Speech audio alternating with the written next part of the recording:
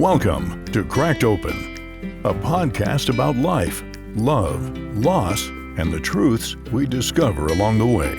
Together, we'll explore the struggles that shape us, the lessons we carry, and the hope that keeps us moving forward. This is more than stories. It's honesty, it's healing, it's real. Let's get started. And now your host, Glen Nunes.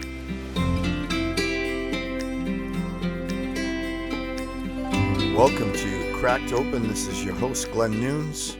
Thank you for tuning in. Thank you to everyone who has subscribed to my podcast and listens regularly. And if you haven't, please hit the subscribe button. Hopefully you'll hear something today and you'll enjoy it and you'll be on board. I really appreciate it. These topics lately have just been coming to me. The last few I've done, they weren't even scheduled. Life throws stuff at you and things come on my heart, and I just sit down and I read stuff and I do some research and I go to church and talk about that frequently. And that being said, I saw something this week that inspired me to sit down and just come up with this one, and it's kind of piggybacks on my last two podcasts, which was the waiting and never give up. I want to just start by saying this. When you're facing the end of your life, what are you fighting for? Everybody fights, but most people fight the wrong battles. Fight for your family when quitting is easier. Fight for your dignity when life humiliates you. And fight for what actually matters. Because in the end, you don't get remembered for what you destroyed. You get remembered for what you protected. Fight for your faith when doubt is louder than belief. If time was short, what would actually matter? I want you to think about that. I want to talk about fighting for faith and dignity. And not every fight is fists. Everybody hears the word fight and they think a fist fight. Some fights are sacrifice. Like you might have a parent that's working 2 jobs just to stabilize a home. Or a spouse choosing counseling instead of quitting.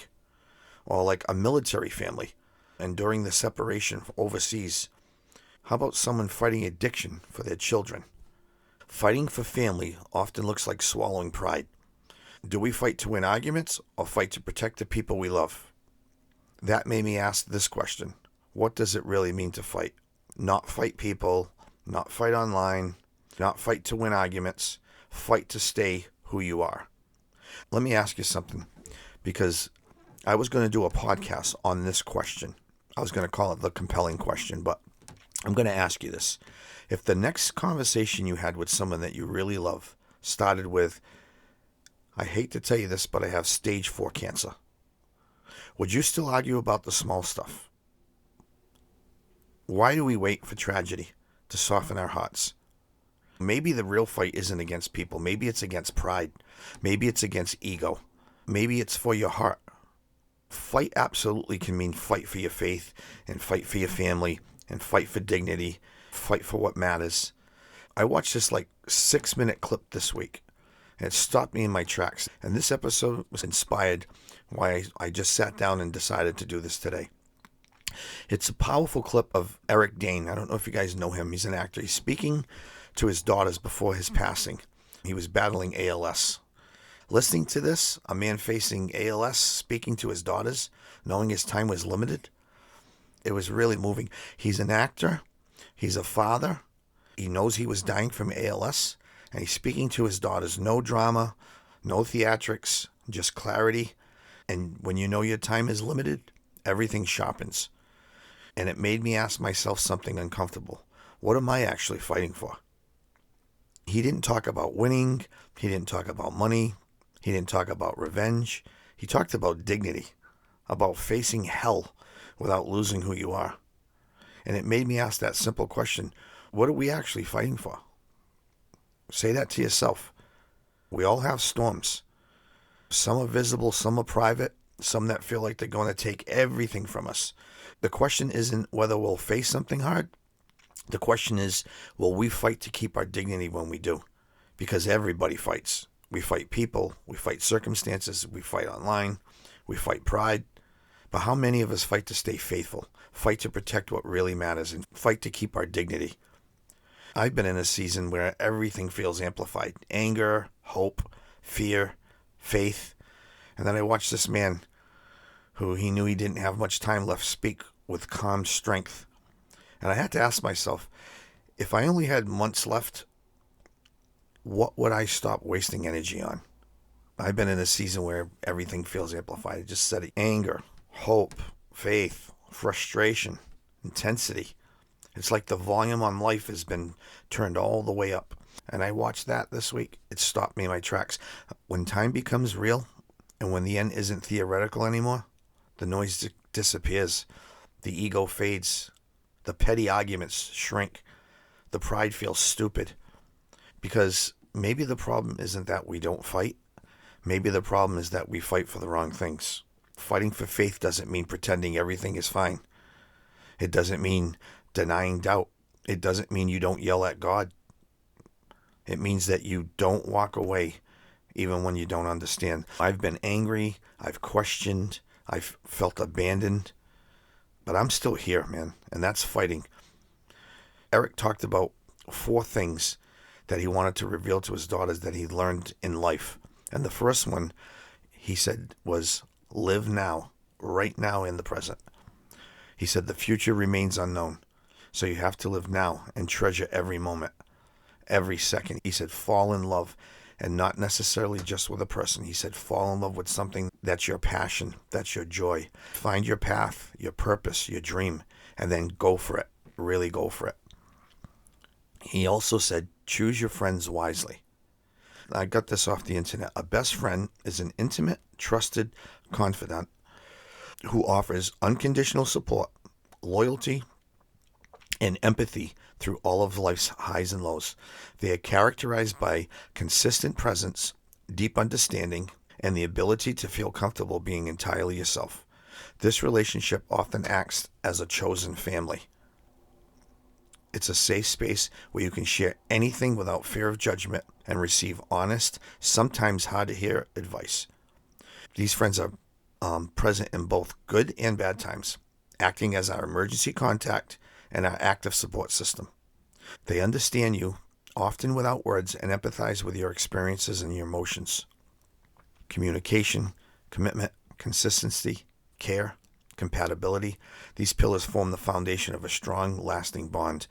These people make the effort to stay in touch, to visit you, and to show how they care.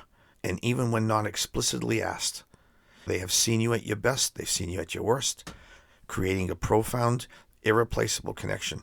They are a source of laughter and shared positive memories. They admire who you are while respecting your limitations, willing to sacrifice for you and your well-being.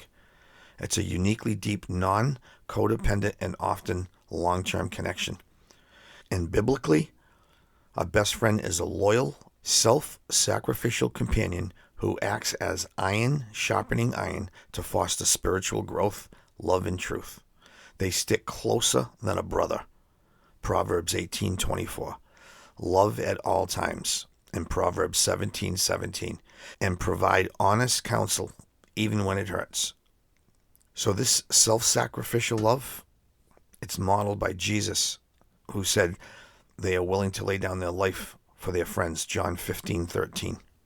They remain steadfast during adversity, through tough times, and not just through good times. Again, Proverbs 17:17.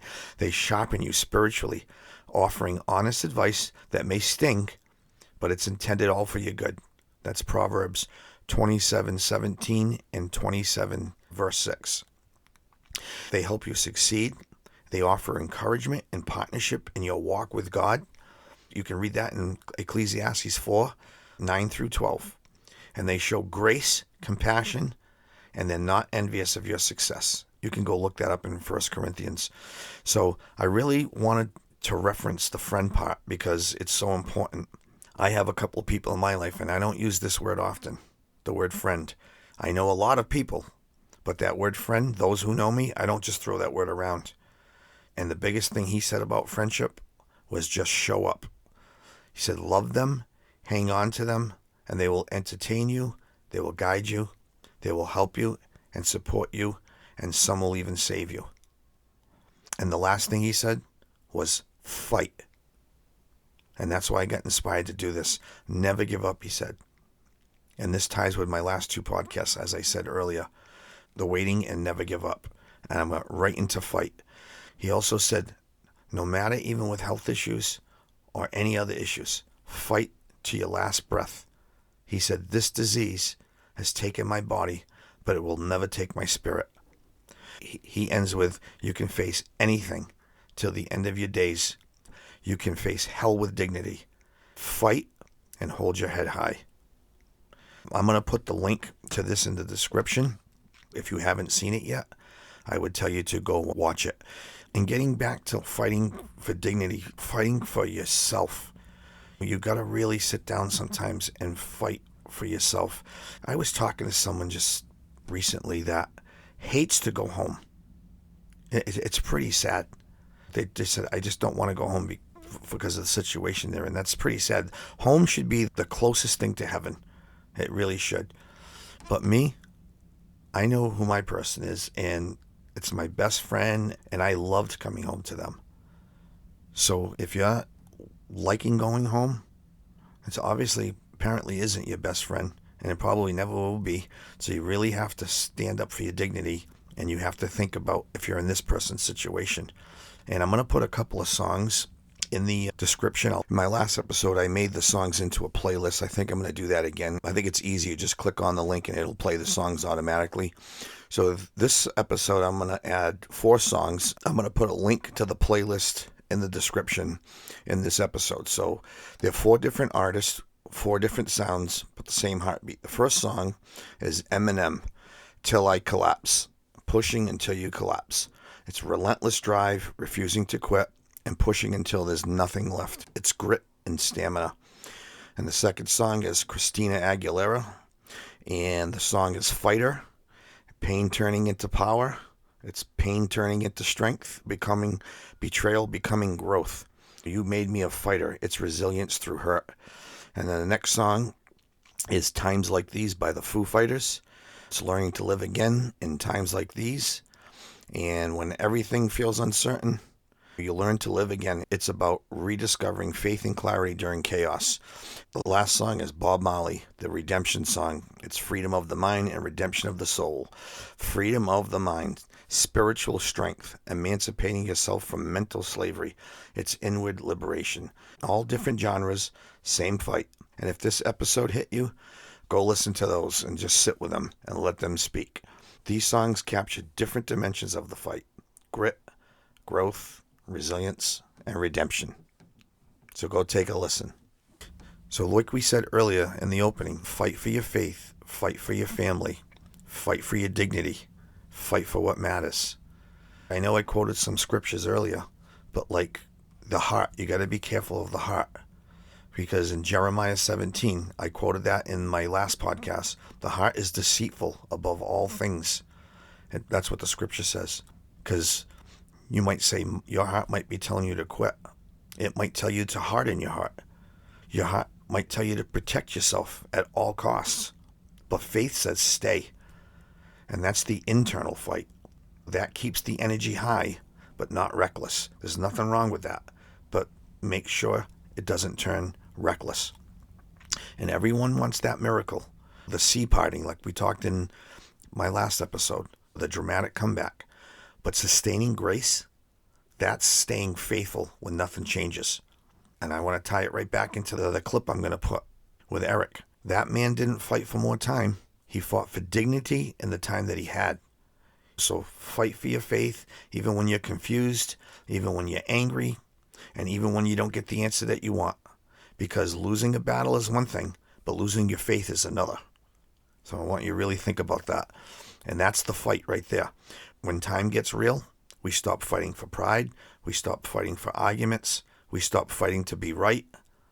But we stop fighting for what matters. In that guy's speech, he didn't fight ALS with anger. He fought for presence. Because love isn't passive. Love fights. Not with control, not with ego, but with consistency. Real love isn't proven by how loud you are. It's proven by how long you stay and how true you are in your heart and how you are as a person. And the reason why I asked that question earlier, I said I was going to do a podcast on it, and I still might. called The Compelling Question, because I had some spots on my back and I had someone see them, and she said, I want you to go get these checked out. It was bothering her. She kept on my case about it. I finally went and had these things checked out.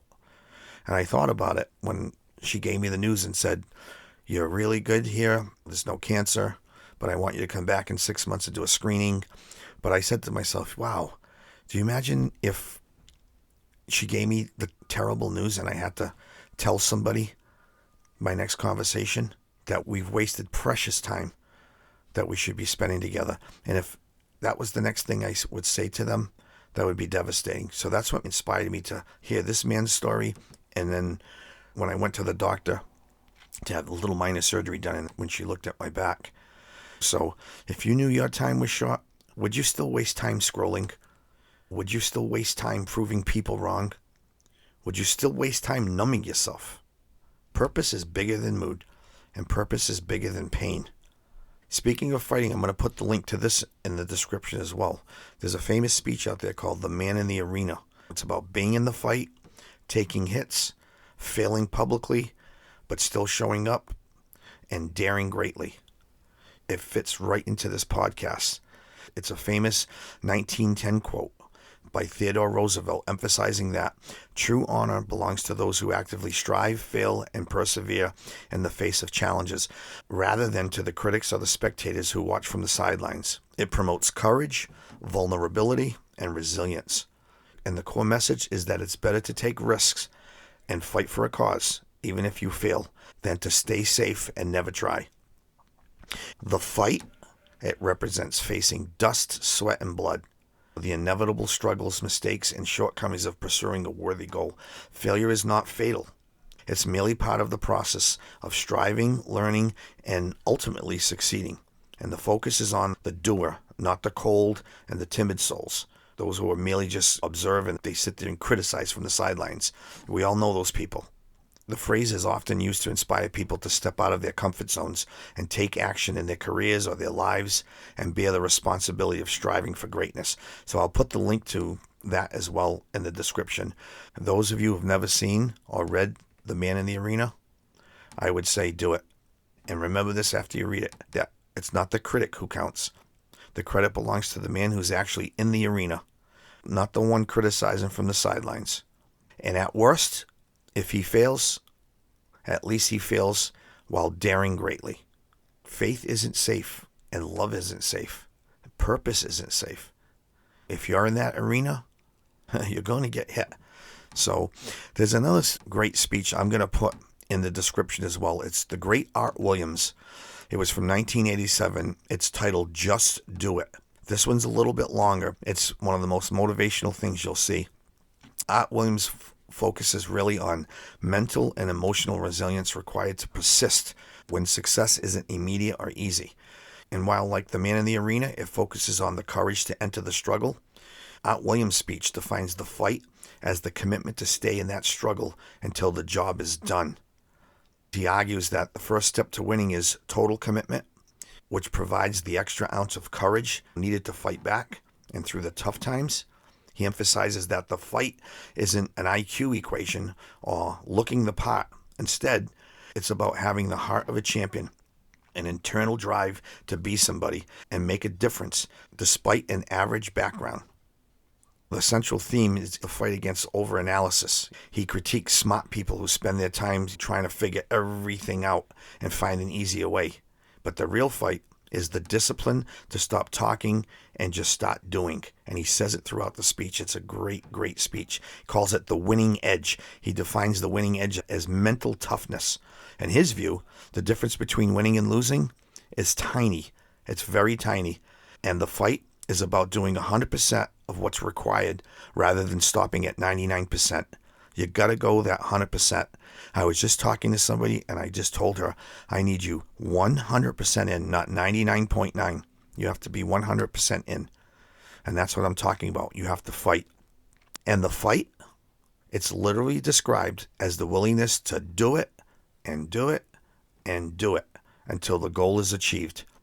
It's a rejection of the timid soul mindset by refusing to quit when hurting or lacking support. And last but not least, I want to talk about Martin Luther King. When we think of Dr. Martin Luther King Jr., we often picture this man of peace, a dreamer, orator standing on the steps of the Lincoln Memorial. But to truly understand his legacy, we must look at a word that he used frequently to describe his life's work: fight. Dr. King was not passive. He was a radical against injustice, and he didn't just ask for change. He led a fight to force America to live up to its own promises. But what did it mean to fight like Dr. King? It meant that the fight was never for vengeance, but for reconciliation. It meant that while he was threatened, he was jailed and bombed, his fight was never with a sword, but with a soul. He said, "We must not allow our creative protest to degenerate into physical violence. We must meet hate with love." He taught us that to fight for justice, you must attack the evil system, not the person behind it. He taught that you could fight back against racism and nonviolent resistance, a force so potent it breaks the chains of oppression without creating new ones. So, as we honor him, you don't just admire his dream. We join his fight, and not a fight that tears down, but a fight that builds up beloved community. He said, let us fight against poverty. Let's fight against equality and fight for love. And knowing that in the end, as he promised, the arc of the moral universe always bends towards justice. And what does biblical fight mean? Biblical fight has both literal meanings, battles and conflicts, and profound metaphorical ones, primarily describing a spiritual struggle against sin, temptation, and false teachings, as seen in Fight the Good Fight of Faith in 1 Timothy 6:12, requiring perseverance, endurance, and reliance on God, not human strength, to uphold truth and godliness against spiritual opposition and internal struggles. The Old Testament detailed wars with God, often commanding or assisting the Israelites in physical battles for land and survival. It's all through Exodus, and it's in 1 Samuel. The Bible also addresses earthly disputes and arguments between people, offering guidance and resolution. It's all through the Bible. And in Ephesians 6:12, the primary biblical fight is against unseen spiritual forces, Satan and the demons, rather than physical enemies, requiring spiritual armor and reliance on God. So I'm probably not going to pronounce this right, but the Greek word agonizomai behind fight also means to struggle or to contend intensely, like an athlete in competition, emphasizing effort and endurance. Let's take Jesus' example. Meek but firm response to accusations. John 18:37, show strength and faithfulness and not argument. A physical battle demonstrating that victories come from God. And like I said in the Old Testament, like David and Goliath, in 1 Samuel, I think it's 17, physical battle demonstrating that victory comes from God and not from human might. And how God fights for his people. The belief that God defends and delivers believers who trust in him. It's in Exodus 14:14 and Nehemiah 4:20. So biblical faith, in essence, biblical fighting, it's about dedicating maximum effort to God's purposes, whether conquering physical enemies under divine command, or more commonly, persevering in spiritual truth and righteousness against sin and spiritual evil. And that's where faith comes in. Let's look at Job and Abraham.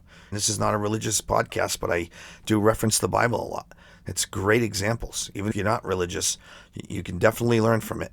It's the best knowledge you'll gain. Faith isn't tested when everything is working. Faith is tested when silence is loud. Do you fight to keep believing when your prayers feel unanswered? Sometimes the fight isn't against the storm. It's against our own doubt. Faith is what keeps you fighting when you don't see the results. And I don't know how much time any of us have left. None of us do. But I do know this. I do not want to be spending whatever time I have left fighting the wrong battles. I don't want pride to win. I don't want ego to win. I don't want fear to win. I want to fight for what matters, for love, purpose, presence, for faith when it's hard. Like I said, when life humiliates you, when you lose, when things don't go your way, do you become small? Dignity is fighting to stay whole when life tries to break you. If tomorrow isn't promised, I want to be able to say, I fought the right fights, or at least tried. And right now, I think I want to just say a short prayer. I do say prayers at the end of a lot of my podcasts. I've been doing them a lot more frequently. I'm just going to pray right now. God, Father, you know how loud life can get. You know how distracted we get? You know how easy it is to fight for things that don't matter. So slow us down. If time is short, remind us gently. If time is long, teach us not to waste it. Help us fight for what matters. Help us fight without pride, and help us forgive before tragedy forces us to. Help us to live with urgency, but not with fear. And if we're in a season of confusion or anger or doubt, don't let us walk away from who we are. Strengthen our hearts, refine our motives, and anchor our purpose. Teach us to fight. Teach us to fight the right fight. Amen. Like I said, fight not to dominate, not to control, not to be right. Fight to stay faithful, to protect what you love, to keep your dignity, and to fight for what actually matters. So in closing, I want you to look at all these men that I referenced today. All the links will be in the description. And if you listen to the last couple of podcasts, which is The Waiting and Never Give Up, I want you to go back. And there's a couple of links in those. My pastor, Brian, I talk about him in that. That's another great one I could have used in this one. Fight. You don't give up. But again, go look at all these men, all different eras, different battles, different circumstances. One fought for disease with dignity. One fought doubt with relentless action. One fought criticism by stepping into that arena. And one fought injustice without throwing a punch. Different fights, same decision. They chose to stand. They chose to engage. They chose to fight for something bigger than themselves. And that's the question for all of us. Are you fighting? And what are you fighting for? Because time is limited. The critics are loud. And life is hard. But being in the arena, fighting for love, for purpose, for faith, for what matters, that's never wasted. Fight for something worthy. You don't have to be famous to be in the arena. And you don't have to have a diagnosis to wake up. And you don't have to lead a movement to fight with dignity. Every single day, you step into something. A relationship, a calling, a struggle, a decision. The question isn't whether life will challenge you. It's whether you'll show up when it does. Because some people fight with anger. Some fight with fear. Some fight to win arguments. But the strongest fight, it's the one that chooses love over ego, purpose over comfort, faith over quitting. And if you're going to be in that arena, dare greatly, fight clean, fight for what matters. And when your time comes, whenever that is, let it be said that you didn't sit in the stands, because a lot of people are. And those are usually the ones with the biggest opinions. Okay? This is Cracked Open. And remember, your integrity is your legacy. Treat your neighbor as yourself. Karma has no favorites. I love you. This is Glen Nunes. I'll see you next time on Cracked Open. And remember, we fight for what matters.